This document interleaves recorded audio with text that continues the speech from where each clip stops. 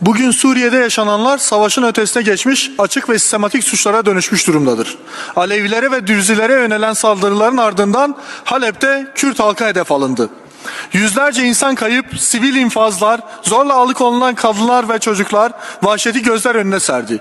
Bu suçlar örtülemez, geçiştirilemez, unutturulamaz. IŞİD artı HTŞ ve SMO çeteleri Rojava'da korku üzerinden bir düzen kurmaya çalışıyor. Amaçları açıktır. Halkları sindirmek, toplumsal iradeyi kırmak, coğrafyayı kimliksizleştirmek. Biz bu suçları tek tek ifşa edeceğiz. Faili kim olursa olsun. İşlenen her saldırıyı kayda geçireceğiz ve dünyanın gözü önüne sereceğiz. Buradan ifade ediyoruz. Kürt halkı sahipsiz değildir. Halkımıza yönelen her saldırı ortak yaşam umuduna yönelen bir tehdittir. Yaşananları unutmayacağız, unutturmayacağız. Sessiz kalmayacağız, geri durmayacağız. Meşru haklarımızı her alanda savunmayı